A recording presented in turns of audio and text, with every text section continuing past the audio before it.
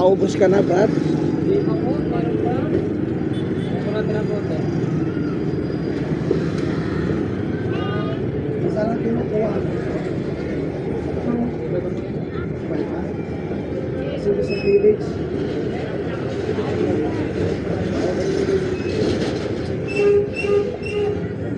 Ay, iba-iba may-ari yan. Yeah, meron ba yan?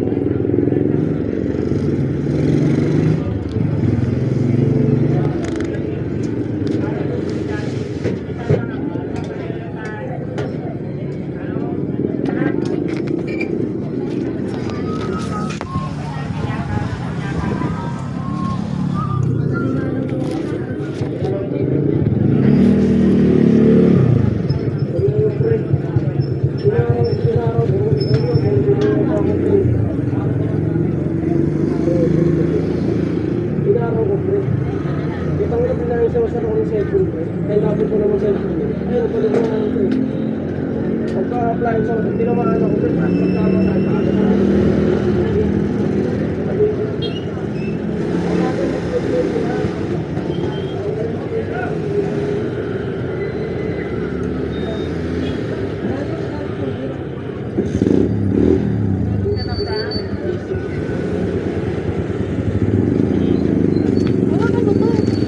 paano, dito na ako ha.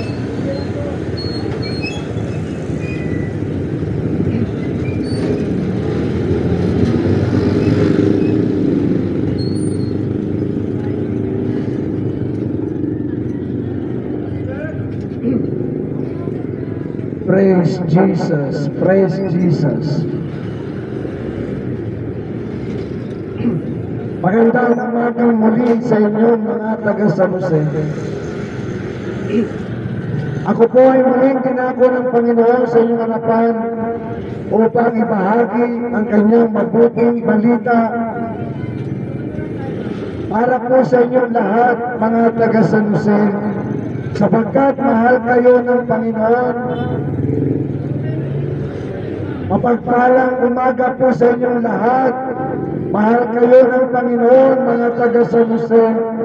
Kaya nais ng Panginoon, ibahagi ko sa inyo ang kanyang mabuting balita para po sa inyong ikaliligtas at ng inyong mga pamilya.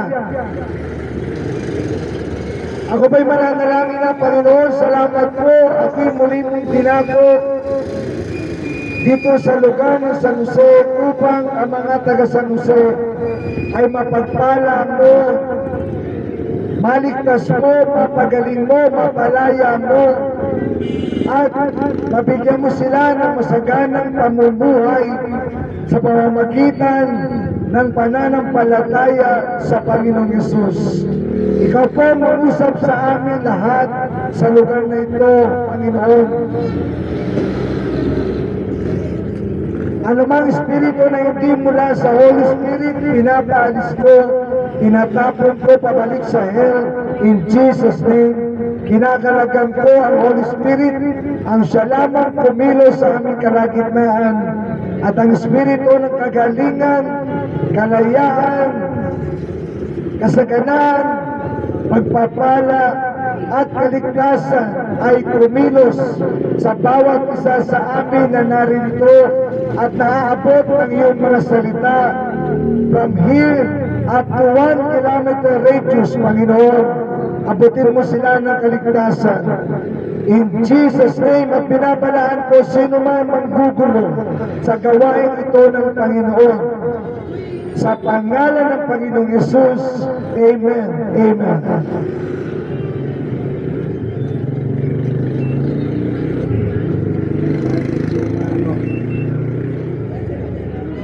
Ang sabi sa Efeso 2, talatang 1, nung una'y patay kayo dahil sa inyong mga pagsuway at mga kasalanan.